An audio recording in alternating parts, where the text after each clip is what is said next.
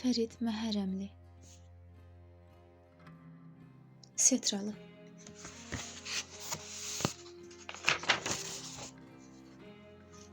Roman. Birinci kitab. Ön söz. Bir sual vermək istəyirəm. Təsadüflərə inanırsınızmı? Hər nəticənin səbəbi olduğu, hər hadisənin nəticəyə çevrildiyi bu dünyada təsadüf mümkündürmü? Hər hadisədə gördüyümüz, hər səhnədə bizi ruhən böyüdəcək irili xırdalı sirlər yoxdurmu? Gündəlik işlərə, həyatın xaosuna qərq olub, bu sirlərin yanından ötəri keçməyimiz, onların mövcudluğu həqiqətini dəyişdirə bilərmi? Başqa sual verim. Qibtə etdiyimiz böyük insanlardan, yaxud olmaq istədiyimiz, xəyalımızdakı bizdən fərqimiz nədir? Ya da o cür olmağımız üçün nəyə ehtiyacımız var? Kimsə desə ki, o cür olmaq çox çətin, hətta mümkünsüzdür. Həmin şəxs özünə, gələcəyinə və ətrafındakı hər şeyə xəyanət edir. Biz insanıq. Çox böyük silahımız var. Elə silah ki, uğur qazanmış hər kəs ondan məharətlə istifadə eləməyi bacaranlardır. O silah inanmaqdır. Ümidsiz və inamsız şəxsin halı isə çox susamış adamın bulaq kənarında, günün altında oturub, suya yaxın getmədən onsuz da xəyal görürəm. Bu gerçəklik deyil. Düşünüb, susuzluqdan yanmağına oxşuyur. Bəli, bədbəxtliklərimizin səbəbi ümidsizlikdir. İnam bədbəxtliyin qatilidir. Bu dünyadakı hər hadisənin arxasında xoşbəxtliyə doğru uzanan yolun sirri gizlidir. Hər hadisə, fərqi yoxdur, böyük ya kiçik, xoşbəxtliyimizi artırmağa və ruhumuzu böyütməyə qadirdir. Bizə düşən isə diqqətli olmaqdır. Ay mənim həmsöhbətim, inan, təbiət böyük ədibdir. Hər hadisə də onun bir bənd şeiri. Bu möhtəşəm misraların yanından etinasız keçməsək, onlara qulaq versək, xaos içində axına qərq olaraq keçirdiyimiz günlər əlvan rənglərə boyanar. Biz bu dünyada yaşayırıq. Yəni, məkan müstəvisində keçmişdən gələcəyə doğru səyahət edirik. Ay mənim yol yoldaşım, bu yazılanları oxuduğum müddətdə də bir-birimizlə ünsiyyət qurur, yolumuzun bu hissəsini birgə addımlamış oluruq. Təsadüflərə yox, hər hadisənin arxasında bir hikmət gizləndiyinə, ümid və inamın möcüzəvi təsirinə inanıram. Dəfələrlə şahid olmuşam. Düşünürəm ki, mənim bunları yazmağım, sənin yazılanları oxumağın əsla təsadüf deyil. Bu ünsiyyətin hər ikimizə faydası toxunur. Yazdıqlarım hamı üçün deyil, yazdıqlarımın öz sahibləri var. Təsadüflərə inanmadığım üçün də deyirəm ki, bunları oxuyursansa, deməli, bunda mütləq bir hikmət var. Səni ömür yolculuğunun kiçik bir hissəsini bu kitabla ünsiyyət quraraq qət etməyə çağırıram. Razısansa, gəl səninlə keçmişə xəyali səfər edək.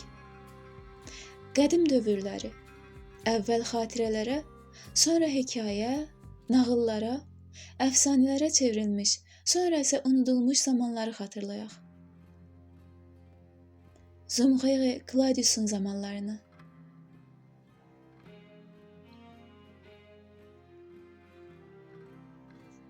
Setralı. Dünya, zaman və məkanın oxlarının kəsişdiyi məkan.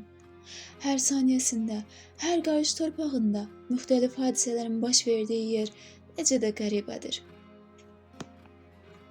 Və bu dünyanın həm ən möhtərəm, həm də ən mənfur sakini olan insan da öz qəribəliyi ilə geri qalmır. Hər insan kimliyi və necəliyindən asılı olmayaraq ən az dünyanın zaman və məkan oxu qədər böyükdür. Nələr yaşadığını, duyduğunu, düşündüyünü, bir sözlə insanı dərk eləmək, bütün torpaqları görmüş kimi tanımaq ya da bütün tarixi əzbər bilmək qədər müşküldür. Və bu üç ox, zaman, məkan və insan, elə nöqtələrdə kəsişir ki, ağlın açıqlamağa qüdrəti çatmır. Möcüzə, təsadüf, müəmma yaxud əfsanə kimi adlar verir. Zaman oxunun tarix kitablarının bildiyi hissəsindən əvvəl, məkan oxunun son dəyişikliklərindən əvvəlki halında, insan oxunun səbəb olduğu hadisələr çoxdan unudulub yazılmadan yox oldu. Nə nağıl kimi anıldı, nə əfsanə kimi. Həmin unudulmuş, yox olmuş dövrlərdən qalmış bəzi hadisələr, insan dilimizlə desək, möcüzə, təsadüf və mümkünsüzlük kimi günümüzə də gəlib çıxdı. Bunları qeydə alan Claudius, özünü Claudius kimi qələmə verir, axsaq, çolaq mənası verən bu ad bəlkə də ləqəbi idi. Yazdıqlarını günəşin batdığı torpaqlardan olan dostu ilə günəşin çıxdığı torpaqlardan olan dostuna miras qoydu. Məğribli onları öz torpaqlarına apardı və min illər boyu xalqının içindən mirası müqəddəs sayanlar tapıldı və onu qorudu. Nəhayət, həmin insanların sonuncusu ölüm ayağında olanda 19-cu əsrdə bu neçə min illik sirri Karsol adlı müfəttişə verdi. Karsol isə gəmi ilə dalğaları yarıb İtaliyaya gətirdi və sirrinə çox da vaqif olmadan Qafqazlı dostu İshaqın məzarında gizlətdi. Və bir neçə il sonra yenidən özü ilə apardı. Davamçıları belə qədim hadisələrin xatırlandığı kitabları bu günə qədər qorudular. Və həmin yazılardan siz də bu sətirləri oxuyanlar agah ola bilərsiniz. Amma inanmaq, qəbul eləmək, üç oxun kəsişməsinin meyvəsinə inanmaq qədər çətindir. Claudius'un əmanət verdiyi məşriqli də onları itirmədi. Təriqət üzvləri ilə yüzillərlə qorudu. Nəhayət, son qoruyucu Feda onu Claudius tərəfindən müjdələnmiş Krosa verdi. Kros bildiklərini və yaşadıqlarını əlavə edib tamamladı. Bu əmanətlər isə dostları və düşmənləri tərəfindən qanadlı adlandırılan insana çatdı. Və ondan sonra da ən kiçicik hadisə fərqli inkişaf etsə yox olacaqdı. Amma təsadüfənmi ya da olmalı olduğu üçünmü Məğriblinin əmanəti ilə birləşdi və bunlar özünün ən xırda şeylərin, hətta sadəcə düşünməyin belə dünyanın gedişinə təsir göstərə biləcəyinə inanan insanlar üçün çox şey ifadə edəcək. Kuron qəbiləsinin qurulmasından çox-çox əvvəllər, unudulmuş çağlarda, coğrafiyanın dəyişmədiyi zamanlarda, Faxtad krallığında hamı sülh içində yaşayırdı. Tecik vilayəti adlandırırdılar həmin 23 dağdan ibarət olan Faxtad krallığını. Cəmisi 60 min əhalisi vardı. 21-ci kral Avamtinin hakimiyyətə gəldiyi zamanda. Dağlardakı göllərdən tutduqları böyük balıqlara ürəkdən sevinən, meşələrdən ovlaya bildikləri hər xırda quş üçün qürurlanan, öz krallıqlarından başqa dünyanın heç yerində insan olmadığını fikirləşən sadəlöv Faxtad sakinləri çətin həyat şərtlərinə baxmayaraq necə də xoşbəxt idilər. Yaşadıqları evləri ya oyulmuş qayalar idi, ya da ağac daxmalar. Bəlkə də müdrik xalq deyildilər, amma hər növ bitkinin şəfasına bələd idilər. Təəssüf ki, Tecik vilayəti əkin üçün çox yararsızdı. Yoxsa Faxtad sakinləri hər növ meyvə, tərəvəz yetişdirərdilər. Bəli, hətta varlılar kasıblardan ancaq heyvan saxlamaqla fərqlənirdilər. İnək, keçi və quş saxlayan şəxslər balıq tutmaqdan, ov etməkdən azad idilər. Kral da varlılardan çox fərqlənmirdi. Əhali ilə iç-içə yaşayırdı. Faxtad sakinləri üçün kral hökmlərdən daha çox müdrik, varlı, səxavətli, xeyriyyətçi kişi demək idi. Hamı ona hörmətlə yanaşırdı. Kralın tabeliyində olan 150-200 nəfər isə həqiqətən əhalinin xidmətində idi.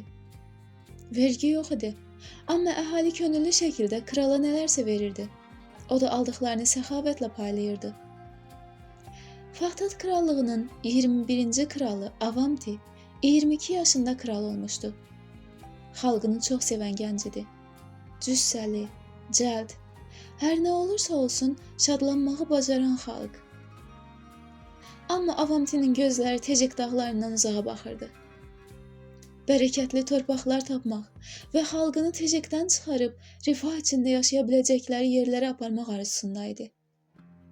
Bu istəyini gizli saxlayırdı, çünki ətrafındakilərin əksəriyyəti doğma torpaqlarını tərk etməyi ağıllarına belə gətirmir, ətrafda nələrin baş verdiyi ilə maraqlanmırdılar.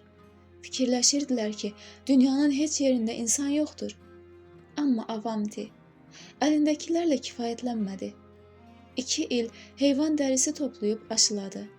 Nəhayət, mükəmməl çadır qurmağı öyrəndi. 24 yaşında Tecikdən kənarda nələr olub olmadığını öyrənmək üçün səyahətə çıxacağını dedi. Əslində məqsədi yeni yurt tapmaq idi. 6 yaş böyük qardaşı Texexeni özü qayıdana qədər kral elan edib 40 yoldaşı ilə gün batana yola düşdü. Kralların yaşadığı və Faxtadın paytaxtı sayıla biləcək dağ olan Zaldamaddan endi. Tecik dağlarının şərqindən qərbinə qədər uzanan geniş, rahat keçid Teciklilər tərəfindən Günəş keçidi adlandırılırdı. Avanti Günəş keçidinin düz yanındakı Talik dağına qalxdı.